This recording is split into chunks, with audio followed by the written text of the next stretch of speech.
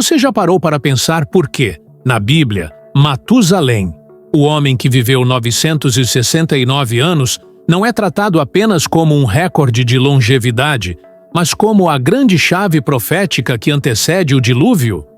Se o próprio nome dele, em hebraico, carrega a mensagem "Quando ele morrer, virá o que virá".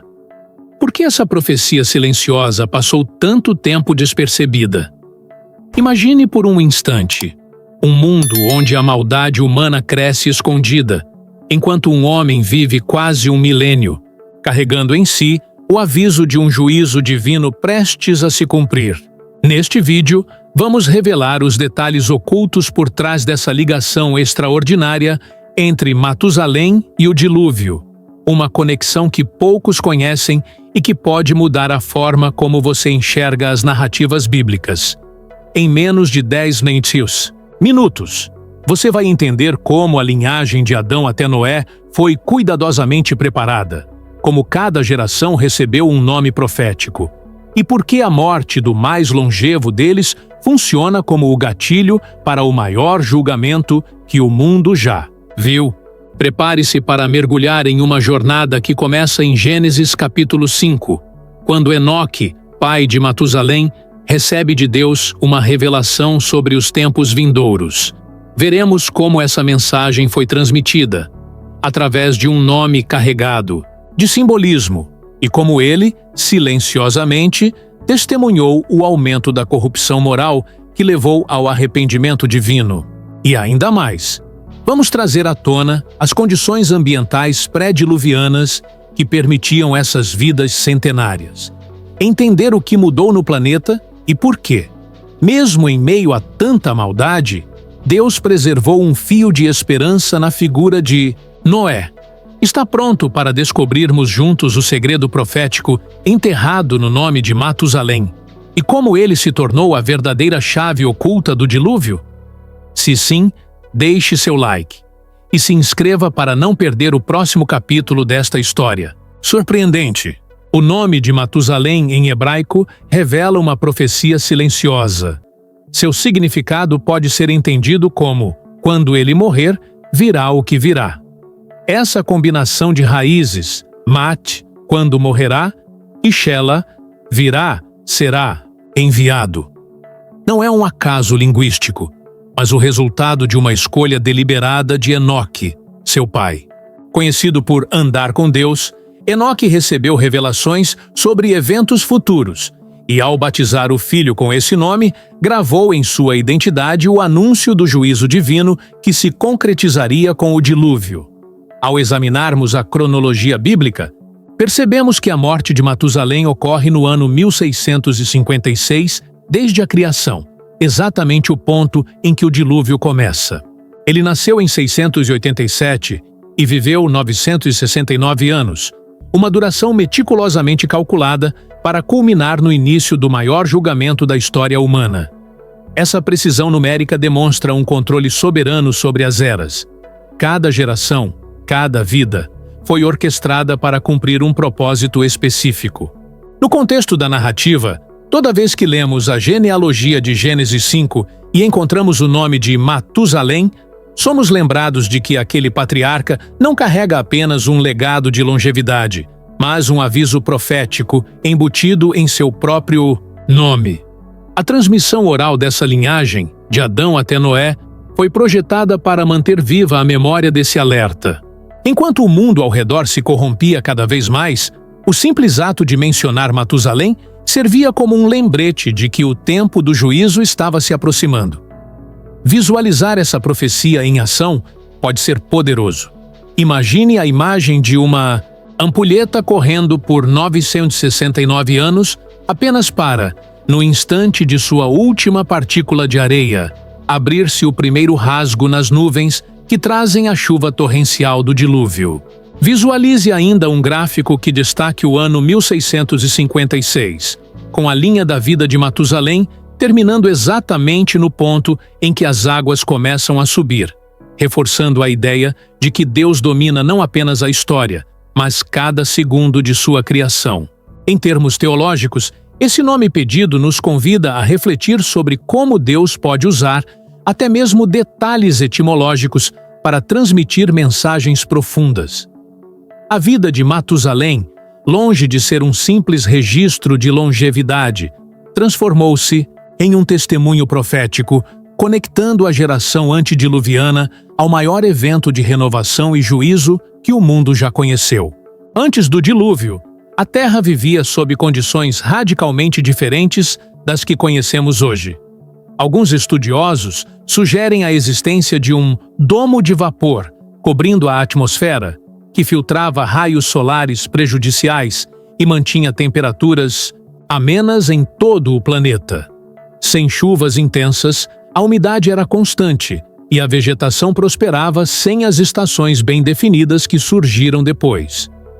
Esse ambiente de alta umidade e baixa radiação ultravioleta pode ter sido crucial para a longevidade extraordinária de Matusalém e de outros patriarcas antediluvianos. A genealogia de Gênesis revela que Adão viveu 930 anos, Sete 912, Enos 905 e Matusalém 969. Esses números, longe de serem meros artifícios literários, refletem vidas centenárias possíveis, graças a um ecossistema altamente equilibrado. Imagine imensas florestas tropicais uniformes, rios largos e calmos, clima estável e sem tempestades violentas. Esses fatores criavam um habitat onde doenças virais e bacterianas, tão comuns hoje, encontravam pouca resistência para se proliferar. Mas a atmosfera densa de vapor protegia os organismos. À medida que as gerações avançavam, pequenas alterações climáticas começaram a ocorrer. A corrupção moral descrita em Gênesis 6 não foi apenas um fenômeno espiritual, mas acompanhada por desequilíbrios ambientais. O domo de vapor passou por rupturas, permitindo que mais radiação chegasse à superfície. Esse aumento gradual de estresse ambiental poderia explicar o início de processos degenerativos nos corpos humanos, diminuindo lentamente a longevidade após o dilúvio. No entanto, durante a vida de Matusalém, essas mudanças ainda eram sutis. Ele testemunhou um mundo exuberante, onde a água subterrânea emergia em fontes termais, rios permaneciam cristalinos e a abertura de solos raramente ocasionava rachaduras no permafrost. Animais gigantes e árvores de alturas impressionantes compunham a paisagem, mas o fator comum a toda a vida era esta atmosfera protetora.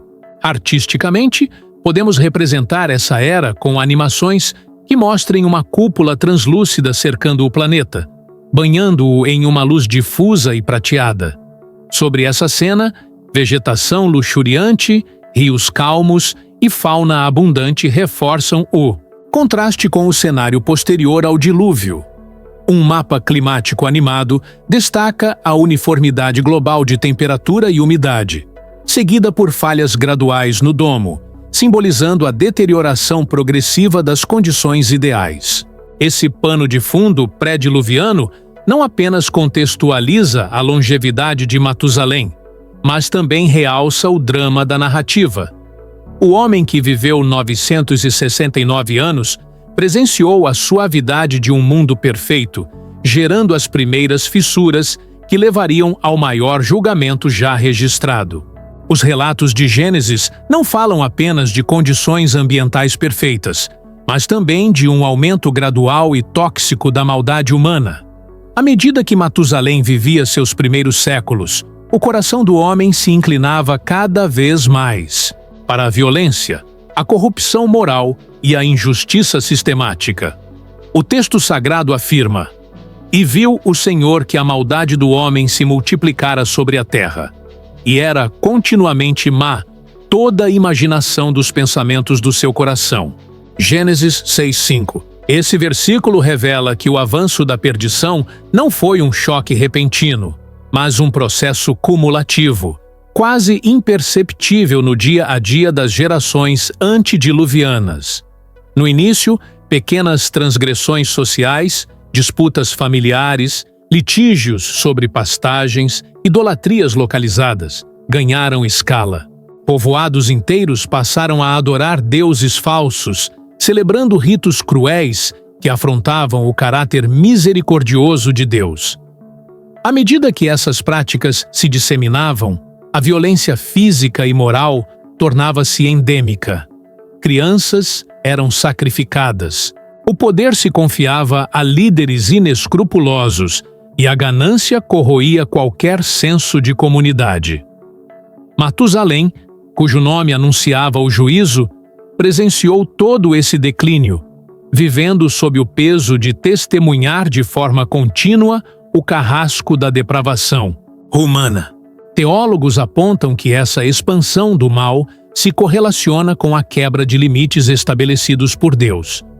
A comunhão íntima com o Criador, perdida após Enoque, deixou espaço para alianças profanas. Os filhos de Deus, que tomaram as filhas dos homens, Gênesis 6, 2, geraram os Nefilins, poderosos varões de renome, simbolizando o cruzamento entre o divino e o corrupto.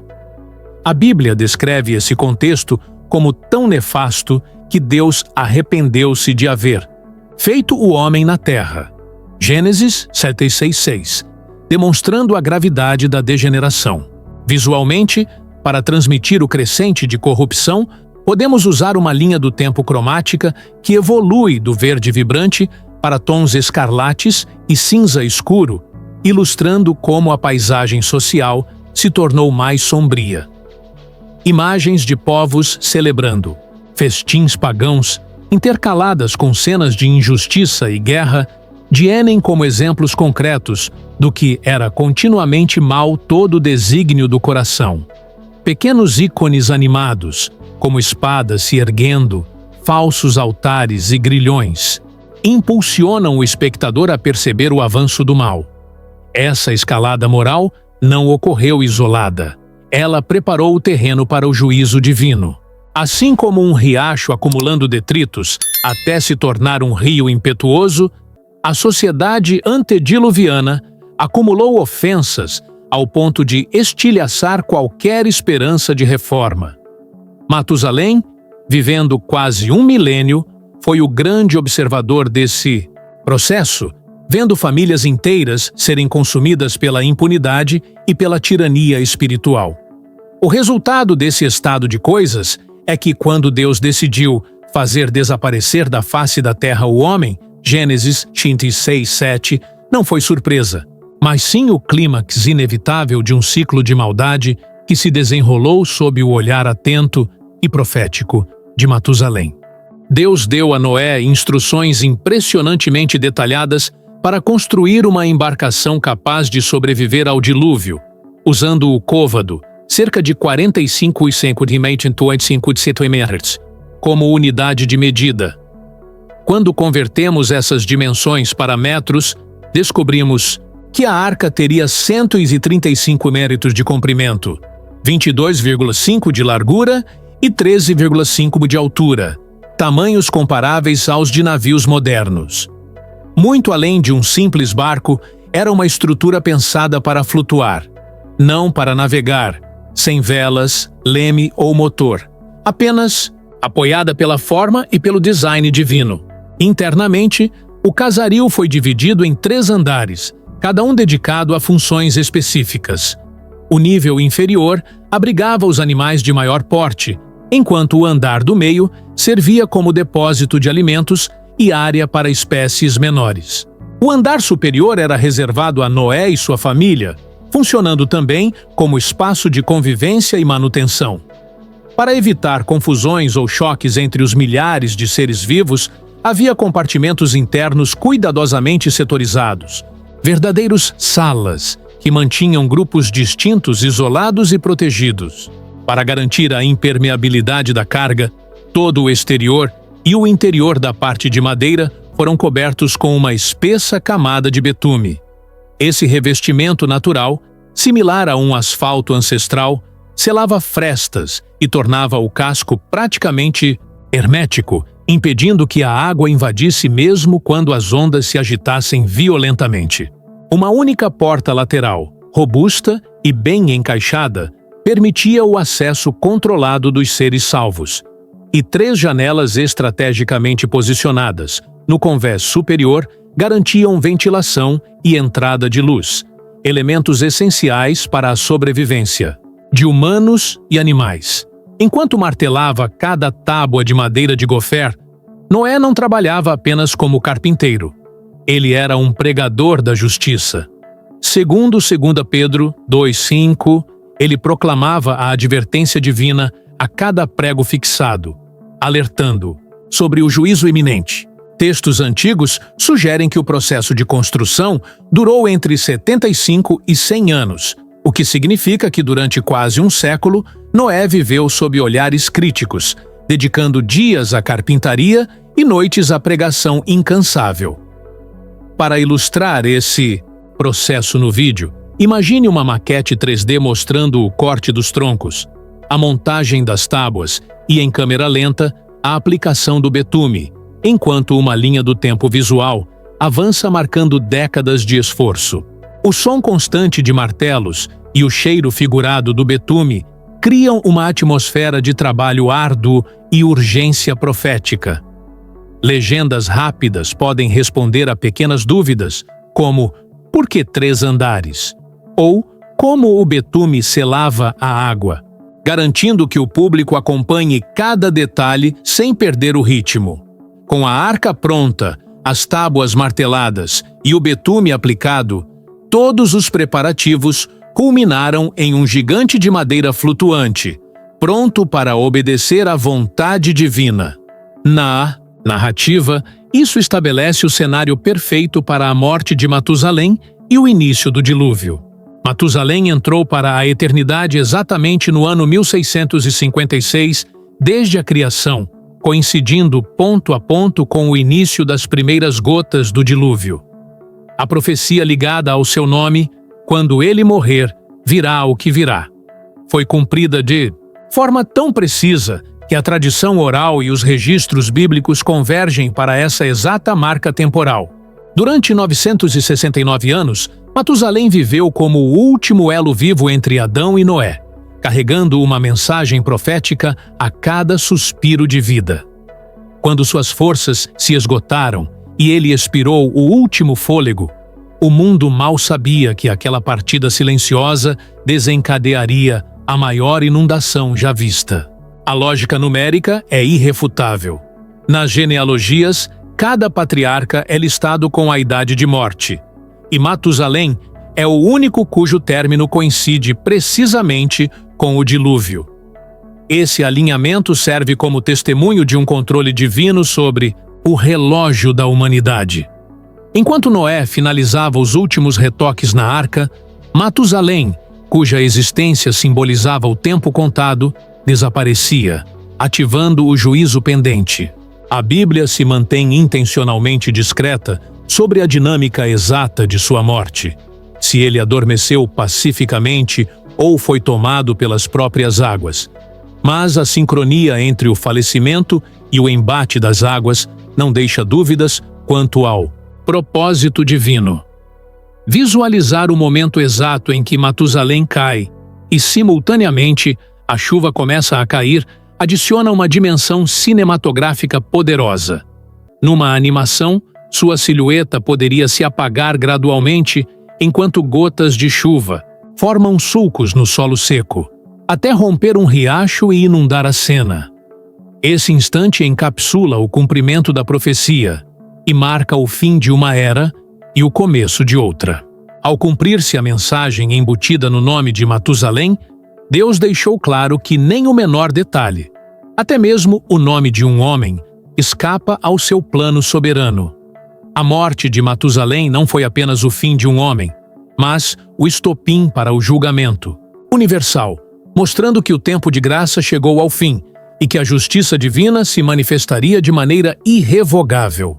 Quando as comportas do céu se abriram e as fontes do grande abismo se romperam, a terra inteira foi coberta por águas devastadoras que subiram até 7 metros acima dos picos mais altos. A arca, estruturada e estanque, flutuou sobre o caos, preservando 8 vidas. Noé, sua esposa, seus 3 filhos e suas esposas, e milhares de animais de todas as espécies.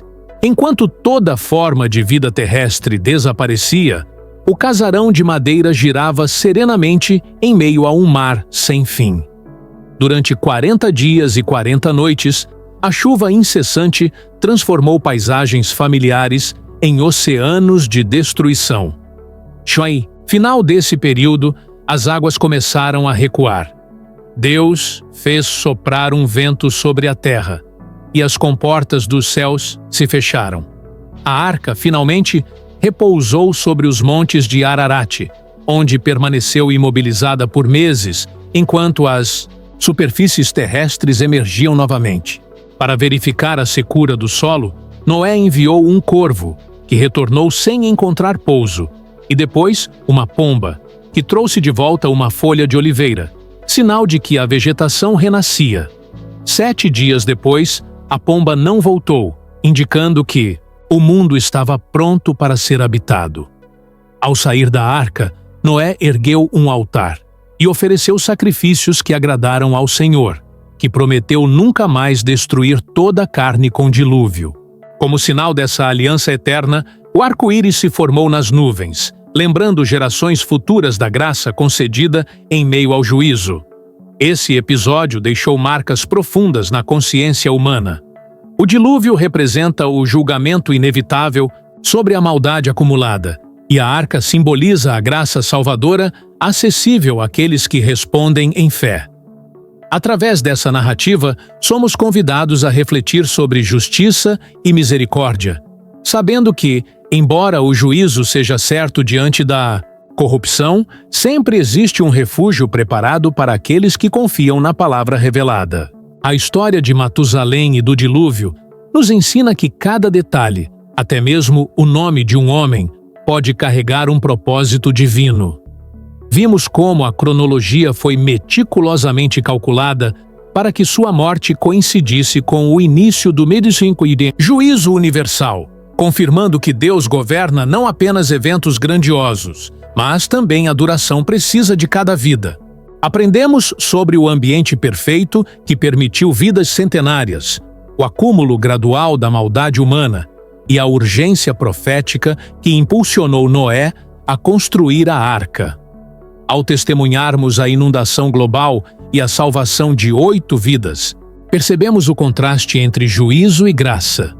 Enquanto a maldade é inevitavelmente julgada, aqueles que confiam e obedecem encontram refúgio e renovação. Essa narrativa nos convida a refletir sobre a condição humana hoje. Se, em um mundo antediluviano, a corrupção cresceu silenciosamente até precipitar a catástrofe, quão importante é permanecermos atentos ao nosso próprio domo de vapor espiritual. Em quais áreas permitimos que pequenas falhas de caráter se agrupem em grandes crises? E, assim como Noé foi chamado a se preparar em obediência, somos desafiados a reconhecer os alertas em nossa vida e agir antes que seja tarde demais. Se você sentiu o peso dessa mensagem e quer continuar explorando como histórias antigas se traduzem em lições para nosso tempo, inscreva-se no canal e ative o sininho para não perder os próximos vídeos. Deixe nos comentários qual aspecto dessa história mais impactou você. O significado profético do nome de Matusalém, os detalhes da construção da arca ou as aplicações práticas para a nossa vida hoje. Curta o vídeo se achou valiosa. Essa conexão entre cronologia bíblica e propósito divino e compartilhe com alguém que precisa ouvir esse chamado para vigilância e fé. Sua participação fortalece nossa comunidade de curiosos que buscam sentido em narrativas milenares. Até o próximo vídeo, onde continuaremos a descobrir segredos surpreendentes escondidos nas páginas antigas da história.